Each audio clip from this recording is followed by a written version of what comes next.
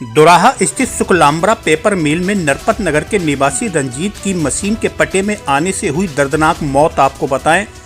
आज दिनांक 4/1/2023 को दोराहा स्थित शुक्लांबरा पेपर मिल में कार्य करते वक्त मशीन के पट्टे में आने के कारण रंजीत पुत्र हरपाल की दर्दनाक मौत हो गई। घटना की जानकारी जैसे ही नरपत नगर के पूर्व प्रधान खालिद अली को मिली, तब खालिद अली अपने समर्थकों के साथ घटना स्थल दोराहा स्थित शुक्लांबरा पेपर मिल पहुंचे, जहां पर घटना की जानकारी पेपर मिल स्वामी से लेनी चाहिए, लेकिन पेपर मिल स्वामी ने किसी भी प्रकार की बात करनी नहीं चाहिए।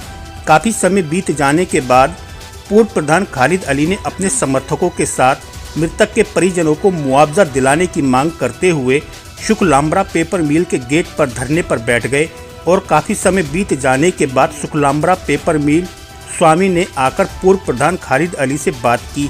वहीं और क्या कहा पूर्व प्रधान खालिद अली ने, आप भी सुनिए। उसके रंजीत के परिवार वाले मेरे पास आए, गांव वाले मेरे पास इकट्ठे होकर आए और उन्होंने कहा कि हमारे बच्चे की फैक्ट्री में मौत हो गई है और आप वहाँ चले चलो। मैंने पेपर मिल स्वामी से ये बात करी कि ये बात करना चाह रहे थे कि कम से कम हमें उसकी मौत का पता चल जाए कि वो कैसे उसकी मौत हुई।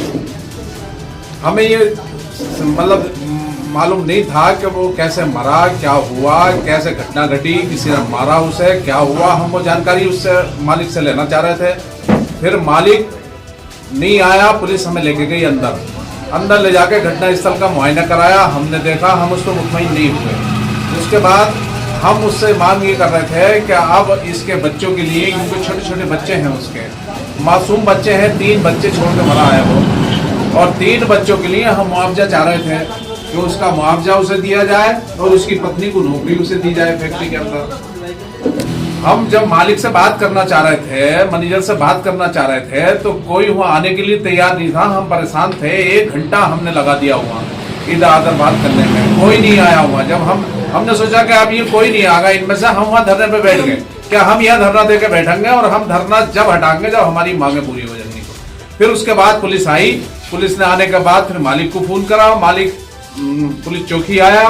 पुलिस चौकी आने के बाद हमें फिर घटना स्थल से उठा के और हमें पुलिस चौकी ले गए और हमने मालिक स्वामी से बात करी उसके मुआवजे के लिए। मालिक स्वामी ने मुआवजे की हमारी कुछ शर्तें मानी और कुछ नहीं मानी गई थी, तो हम उस शर्तों पे मुतमईन हो गए। हमने जब हमें मुआवजा मिल गया, हमने समाप्त कर दिया। हम 1-1.5 घंटा वहां धरने बैठे रहे। इतनी ठंड पड़ रही है, इतना कोहरा पड़ लिया है, ठंड के मारे बुरा हाल था वहाँ।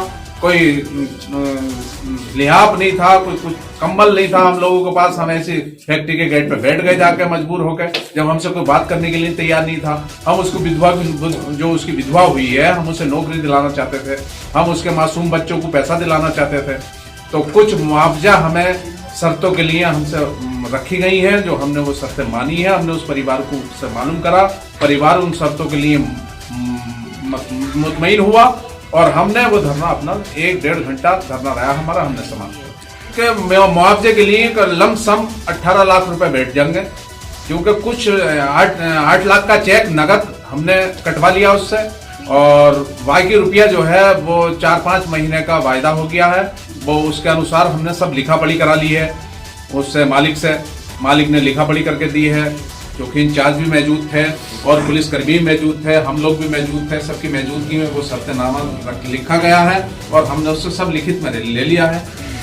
अब मृतक के परिवारों को तो यही सद्भावना देना चाहते हैं कि ऊपर वाला उसे जो है उनके परिवार वालों को सब्र दे।